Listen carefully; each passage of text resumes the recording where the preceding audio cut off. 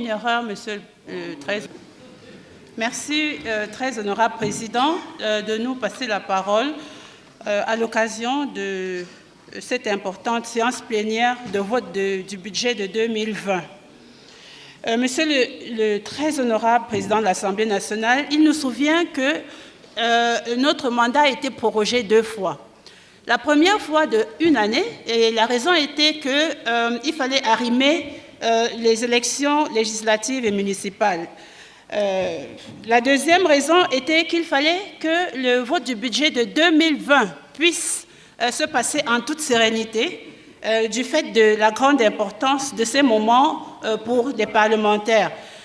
Comment est-ce qu'on peut imaginer que juste quelques jours après l'ouverture de la session parlementaire, on convoque le corps électoral et en même temps qu'on puisse demander aux députés de voter le budget en toute sérénité, Monsieur le Président de l'Assemblée nationale?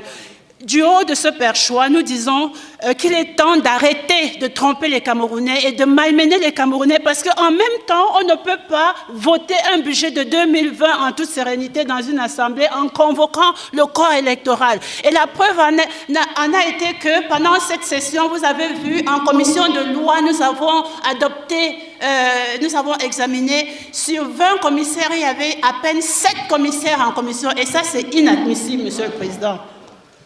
C'est important de le relever ici. Et nous avons vu, on a commencé les bonnes manières cette année en voulant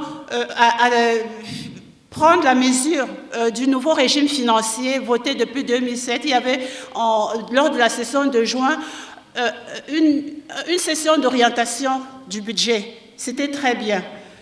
Malheureusement, nous votons un budget qui a été examiné par les députés en moins d'1 semaine.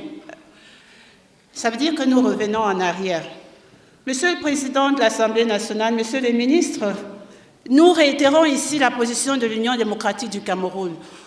Nous disons depuis 2018 qu'aucune élection crédible ne peut avoir lieu au Cameroun sans revision de la Constitution, sans revision du Code électoral. Nous avions dit avant son grand dialogue national, mais nous voilà, après le grand dialogue national, la priorité a été donnée aux questions du Nord-Ouest et du Sud-Ouest. Le président de la République avait instruit qu'il y ait des questions d'intérêt national. Par patriotisme, nous avons accepté de prioriser le Nord-Ouest et le Sud-Ouest, bien qu'il y ait des questions d'intérêt national qui étaient suggérées, mais malheureusement, nous voyons que malgré le grand dialogue, nous voici allant aux élections alors